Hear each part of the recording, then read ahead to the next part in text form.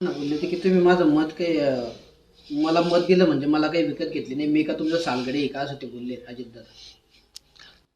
माननीय अजितदादा सध्या कन्फ्यूज मनस्थितीमध्ये आहे, संभ्रमावस्थेत आहे.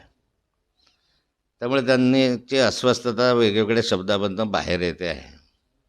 आताही त्यांनी मतदारांना जे सांगितलं आहे, मला वाटतं अस्वस्थतेतून निघालेले त्यांचे शब्द आहे.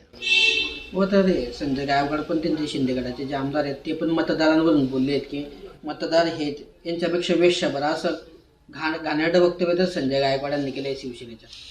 आता हे सारे निवडून आलेले आहेत, त्यामुळे काम सोडून वैद्य मरो. धनंजय मुंडेंवर खंडणीचे आरोप केलेले आहेत, खंडणीचं प्रकरण गाजत आहे. दुसरीकडे त्यांच्या राजीनाम्याची मागणी होत असताना ज्यांनी या प्रकरणात लक्ष वेधलं त्या अंजली दमाने यांना पण धमकीचे फोन येत आहेत. अंजली दमाने यांनी स्वतः सांगितलं की धमकी देणारे कार्यकर्ते पंकजा मुंडेंचे धनंजय मुंडेंचे कार्यकर्ते, असा सगळा वाद चाललेला आहे भाऊ. यामध्ये सुरेश देसांवरही आरोप झाले, वाल्मिक कराडांवरही आरोप झाले. या संपूर्ण सुरेश देसांची चौकशी झाली पाहिजे, वाल्मिक कराडांची चौकशी झाली पाहिजे, पण जो दोषी आहे त्याला फाशी झाली पाहिजे. दमानी यांवर तर वाक्यानं बोललेलं बरं, कारण एका दिवसामध्ये त्यांना 800 कॉल आले.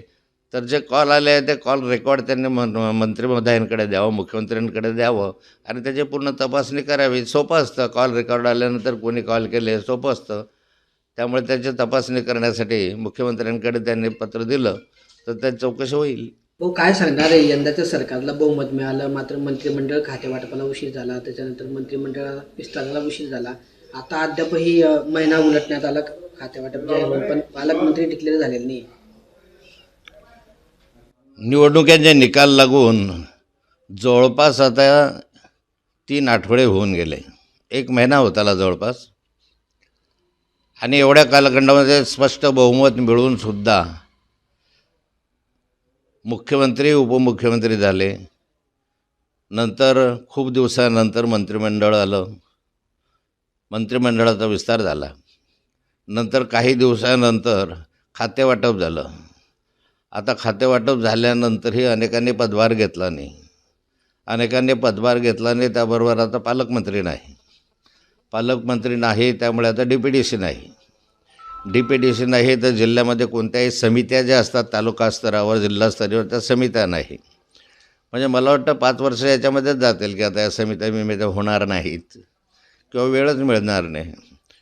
एवढं बहुमत जनतेनं दिल्यानंतरही सरकारमध्ये आपसामध्ये समन्वय नसल्यामुळे आणि एकमेकांविषयी विश्वासार्हता नसल्यामुळे हे सगळे प्रकार घडत आहे. पालकमंत्री जरी दिले तरी ते पदभार घेतील याची शक्यता नाही, कारण मनाप्रमाणे पालकमंत्रीपद पाहिजे. आणि यामध्ये जनता पाहते आहे, जनतेला वाटलं होतं की काहीतरी यांच्याकडनं काम होईल, लाडक्या बहिणींना काही मदत होईल, पण ह्याच्या संदर्भात पाहतो तर निर्णय वेगळे यायला लागलेले आहे. या संदर्भात पण ते बोलले होते सुरुवातीला की सर्व लाडक्या बहिणींना पैसे मिळतील, मात्र आता त्यांनी पडताळणी सुरू केलेली आहे. प्रत्येक लाडक्या बहिणीची पडताळणी केली जाते अर्जाची. वेळेला तर एका लाडक्या बहिणीचे पैसे सुद्धा त्यांनी परत घेतलेले आहेत. निवडणुकीच्या दरम्यान वारंवार सगळ्या मंत्र्यांनी हे सांगितलं होतं की कोणत्याही लाडक्या बहिणींचे पैसे परत घेतले जाणार नाही. मतदानासाठी सगळे नाटकं यांनी सगळे केले, पण मतदान झाल्यानंतर आता निम्म्यापेक्षा अधिक लाडक्या बहिणींना तपासणीसाठी बोलवण्यात येत आहे. म्हणजे सर्वच लाडक्या बहिणींची तपासणी होत आहे आणि कशात न बसलेल्यांचे पैसे परत करावे अशा स्वरूपाच्या सूचना दिल्या जात आहेत. म्हणजे कशासाठी, एक वेळ तुम्ही पैसा दिला तर कमीत कमी परत तरी घेऊ नका ना.